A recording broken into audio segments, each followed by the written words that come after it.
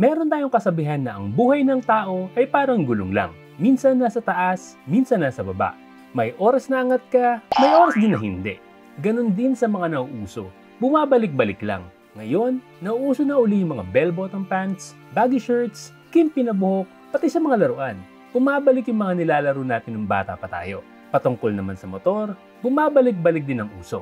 Ngayon, uso na uli ang mga classic scooters, vintage standard bikes, at cafe racers. Patunay ito ang napakadaming riders na sumasali sa Distinguished Gentleman's Ride at sa mga nabubuong grupo ng classic bikes. Mapabata o matanda ay nahihili sa classic bikes. Pero kung isa ka sa rider na nasa gitna ng pagiging classic at modern ng hilig, dapat mong makita itong bike na to. What we have here is a modern classic bike na tamang-tama lang sa Pilipinas at may sandamakmak na tech features. At ang napakaganda pa nito abot kaya ang price niya. I'm Neozeke, and this is the Voge 500 AC.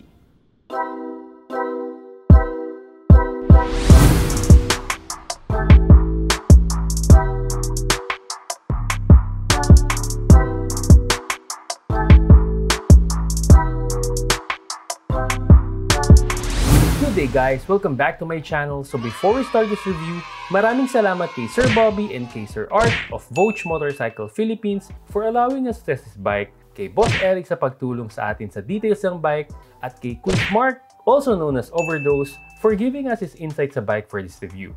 In this video, we're going to review the most in-demand bike ng Voge Philippines as of the moment, the Voge 500 AC. And as usual, we're going to run this bike through the different categories that we use to rate each bike with insights straight from the owner. And just a disclaimer, these ratings are based on my personal view and you may have a different one. So without further ado, let's get into it. Number 1 is the looks. At ito na nga, andito na tayo sa motor na pinakahihintay kong ma-review. Ito yung motor na sa unang kita ko pa lang sobrang gusto ko na yung looks. Dahil for me and kay Chairman, ito ang pinakagwapang motor sa 400 to 500cc category. Hindi lang sa fleet ng Voge motorcycles that comprises of the 500DS for dual sport and adventure and the 500R for street and racing, but sa buong fleet ng bikes na available dito sa Pilipinas among its category. The Voge 500 AC is the entry of Voge motorcycles sa classic bikes category.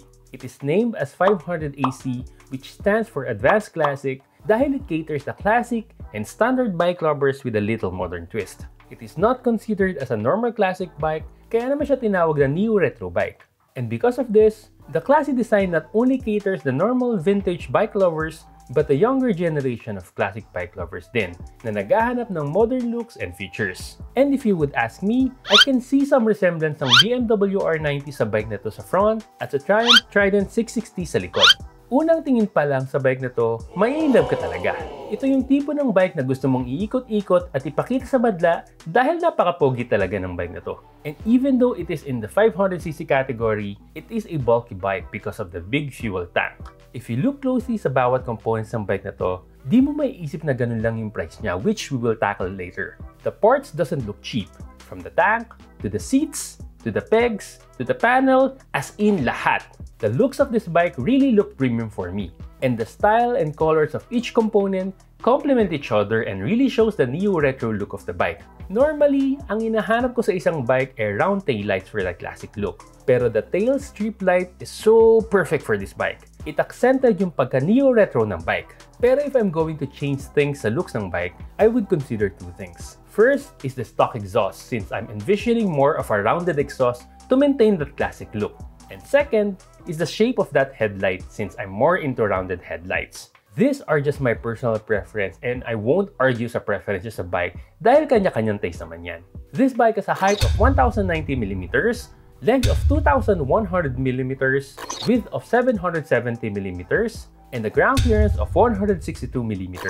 This bike comes in 3 different colors: dark gray, light gray, and turquoise blue. And if I'm to own one, I would get the dark gray color, reupholster the seats to a brown leather non-slip material, install a mini windshield, scrambler tires, install a side leather bag, radiator cover for the protection ng radiator sa maliit na bato, engine guards, and a twin bullet exhaust sa right side para mas maangas yung looks. So in terms of the looks, dahil nga ito ang pinakagwapong bike for me sa category niya, I would give this bike 5 stars. Number 2 is comfortability. Given that this is a neo-retro bike, comfortability of the riding stance is really good, though not in the level of the adventure bikes of course. The height of the handlebar is just right for the bike. Hindi masyadong mataas like the standard scrambler, hindi din masyadong mababa like a cafe racer. Tamang-tama lang for the majority. Pero if you really want to make it higher for more comfort, pwede naman siyang lagyan ng handlebar riser. Given na bulky itong bike na to, it is not as heavy as you would expect. The weight of this bike is just 185 kilograms, which is really light for a big bike. Siya din ang pinakamagaan na bike ng Voge motorcycles. At dahil dito, hindi ka mahihirapang gamitin pang araw-araw. Plus, the engine nito for this bike is very minimal as well since this is liquid-cooled. Yung pinahiram sa atin ng Voge Philippines is equipped with a cross-course scrambler tires na 140 lang yung size sa likod. And I would say na nakatulong sa pagiging comfortable ng bike. Mas gumaan siya dalhin and mas nararamdaman ko yung pagiging agile ng bike. The seat has a great cushion. Nagustuhan ni Chairman yung stance ng pillion since hindi masyadong nakasubsub sa rider. And it has a built-in grab bar kaya may kakapitan yung back ride pag magkaaway sila ng rider. One negative lang na experience with this bike in terms of comfortability is that tumudulas ako paharap habang nagre-ride. The material of the seat is really good and has a great quality. Pero nagiging smooth siya pag tumagal and with the curve ng seat nagiging madulas siya. This is just nitpicking from my end kasi mas gusto ko nang nakaatas ng kaunti sa likod pag nagre-ride. Seat height is 795mm, I'm 5'9", and ganito ang itsura pag akong nakasakay. So for the comfortability, I would give this bike 4.5 stars. Number 2 is engine and performance. This bike is powered by a 471cc, liquid-cooled, 4-stroke, 8 valves, dual overhead cam, dual-cylinder engine that produces peak power of 46.9 horsepower at 8,500 RPM and 43 Nm of torque at 7,000 RPM. It uses a 6-speed gearbox and a Bosch EFI ignition system. And among all Voge motorcycles, itong bike lang na ito ang may slipper clutch, which makes gear shifting very smooth and having a softer clutch. Though it has less torque and speed sa mga kapatid niya na Voge 500DS and Voge 500R since it only has 3 clutch springs instead of 4. Documented top speed of this bike is 160 km/h on stock. Fuel tank capacity is 19 liters, which is really huge. Usually, adventure bikes lang ang merong ganitong kalaking fuel tank. And the bike has a good fuel consumption of 23 km/liter. Huge fuel tank plus good fuel consumption. Front tire has a size of 120 by 70 by 17, while the rear has a size of 160 by 60 by 17. Stock tires are Pirelli Angel GTs na agad, so paglabas pa lang ng kasa, goods ka na. This is also great kasi you can set up your bike base sa gusto mong looks and style. If you want a bulky neo-retro bike, I believe you can go as wide as 180 rear tire. But if you want it to be more agile and suitable for off-road use, you can actually put a dual sport or scrambler tire na 140 yung lapad sa rear. As I've mentioned, the bike that Voge lent me has a cross-course tire na 140 yung rear, and I would say na I really enjoyed using it kasi na-feel ko yung pagiging agile ng bike and kapit ng gulong on corners. It is equipped with 298mm, dual disc brake with 2-piston Nissin calipers at the front and a 240mm single disc brake at the rear. Both brakes are using Bosch ABS na din. It is also equipped with a 41mm KYB upside-down forks at the front and a single shock at the rear. Being a dual-cylinder engine, the sound of the stock exhaust will be more crunchy and punchy rather than the finesse sound of a 3 or 4-cylinder engines. And to give you an idea, here's the sound.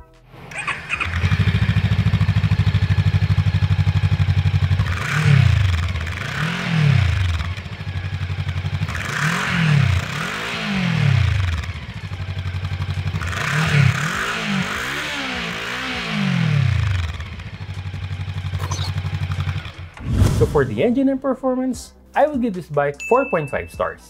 Number 4 is the tech.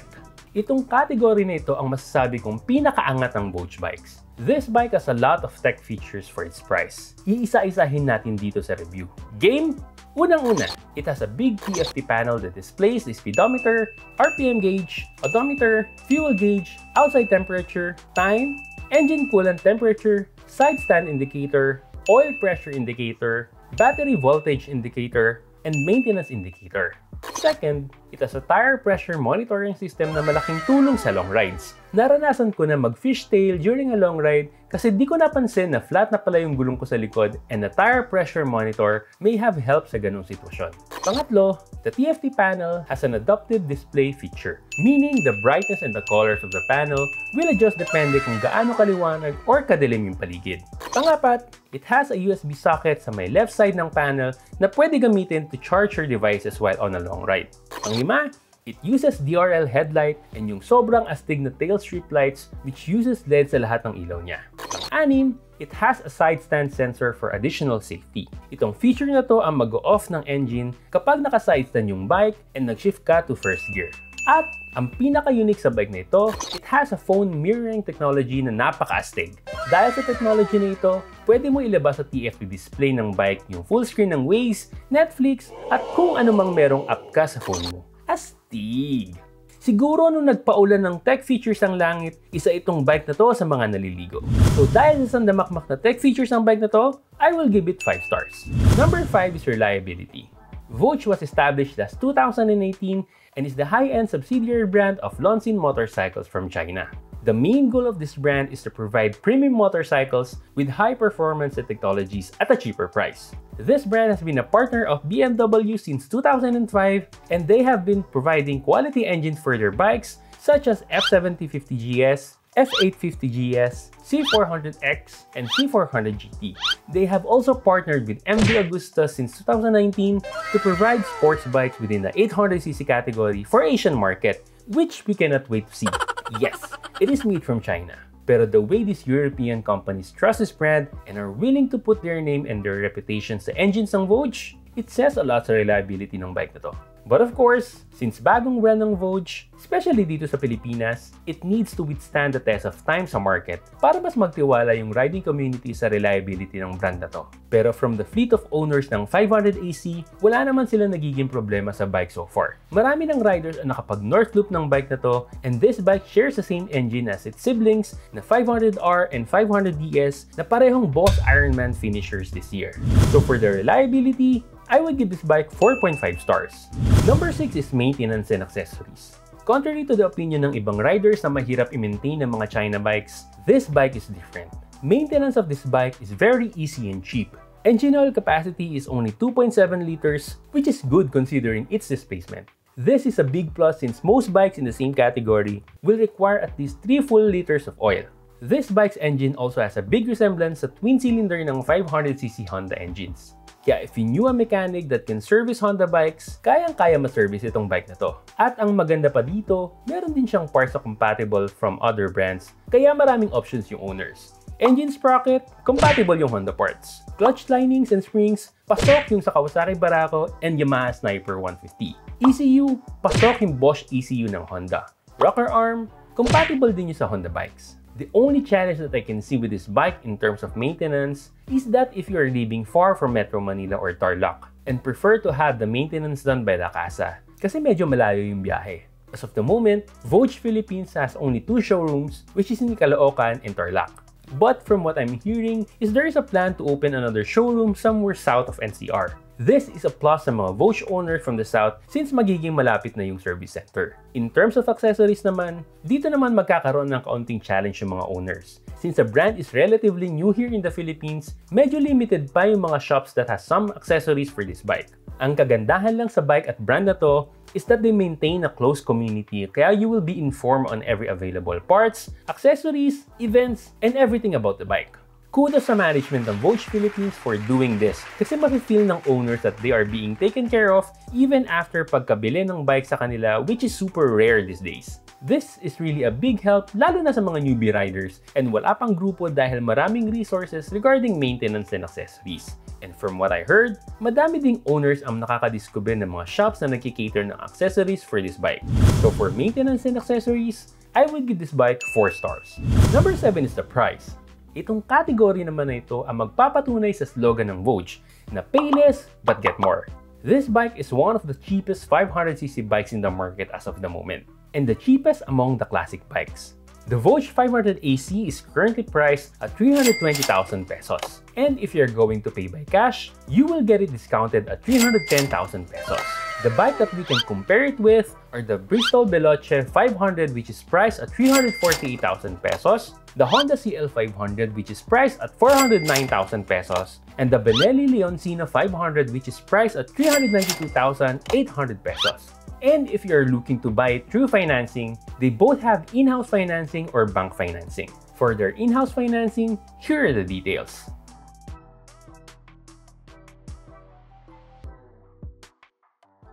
However, if you're living outside the coverage area ng Voge South, such as Batangas area, Calamba, Laguna onwards, and Tagaytay onwards, or sa north such as La Union, Ilocos, Baguio, Benguet, Nueva Vizcaya, Aurora, or mas norte pa, you may need to inquire on their financing partners to avail of the bike. For the bank financing, they are currently partnered with AUB, Bank of Makati, and YL Financing, and here are the details.